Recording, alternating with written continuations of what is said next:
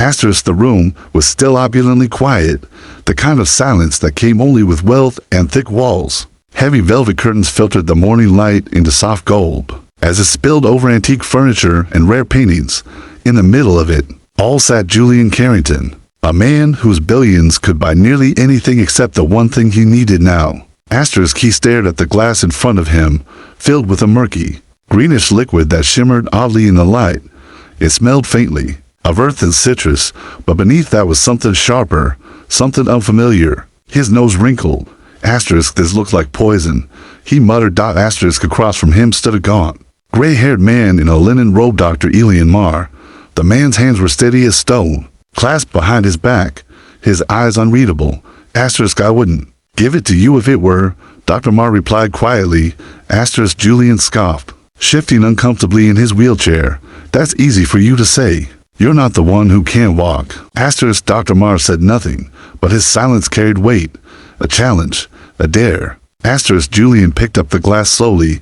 His fingers trembled not from fear, but from the neurological damage that doctors had said was permanent.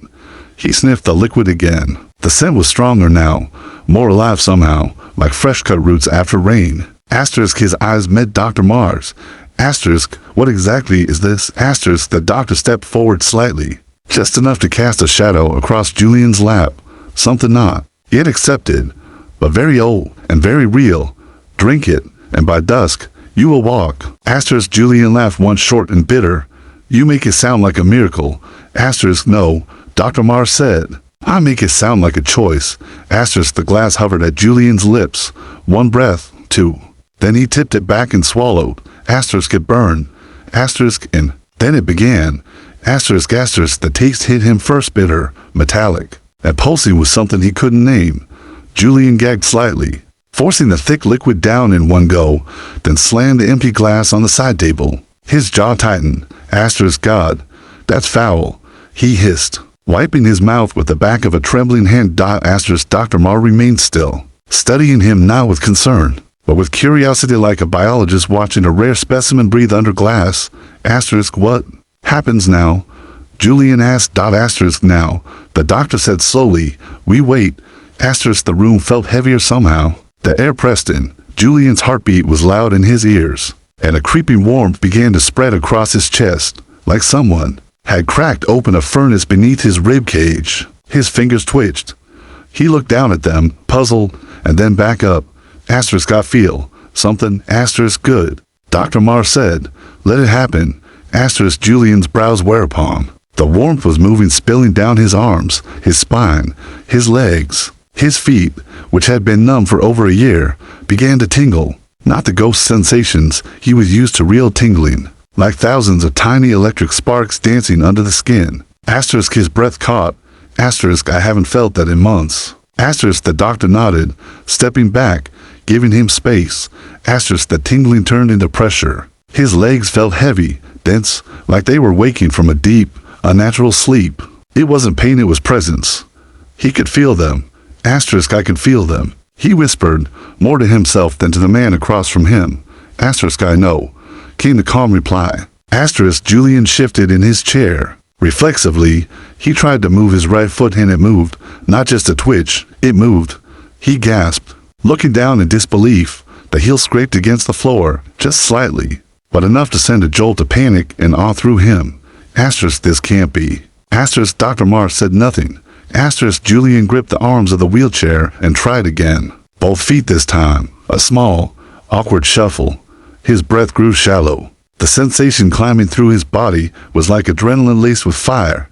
Asterisk then something else happened. Asterisk his spine cracked softly, like a knuckle popping, but the release sent a shockwave of relief through his lower back. His whole body shuddered. Asterisk, and then he stood.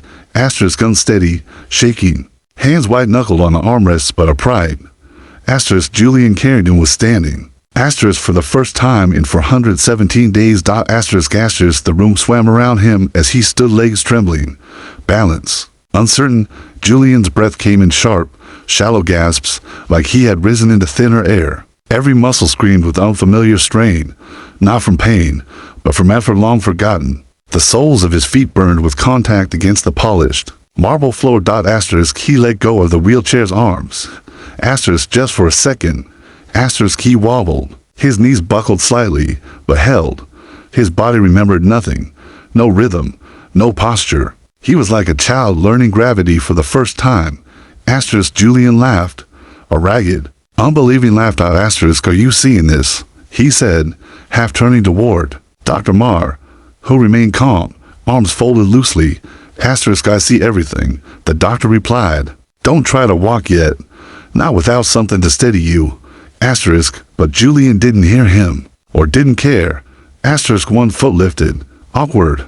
Hesitant. Asterisk, he placed it forward, then another. A slow shuffle, then a proper step.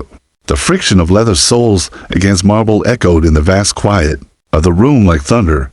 Asterisk, he gritted his teeth, reaching instinctively for the edge of a nearby bookshelf to balance. His hand landed on a carved lion's head. He leaned into it. Asterisk, 3 more steps. Asterisk, each one more sure than the last. Asterisk, Dr. Marr approached now, footsteps soft but deliberate. Asterisk, I said not yet. Asterisk, Julian turned his head slowly. Sweat beaded on his forehead.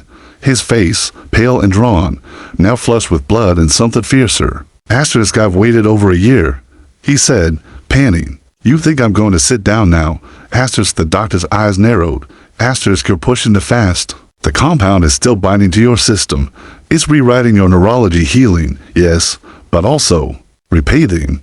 There can be consequences. Asterisk, Julian laughed again, almost drunk with the flood of sensations, blood rushing, muscles twitching, nerves screaming into life.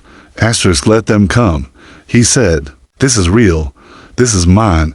Asterisk, a low hum began to fill the room. Asterisk, not from outside. Asterisk, from him. Asterisk, Dr. Marr took a step back. Asterisk, do you feel that? Julian asked, pausing mid-step. His hand touched his chest. There's a vibration. It's everywhere. Asterisk, his eyes darted around the room.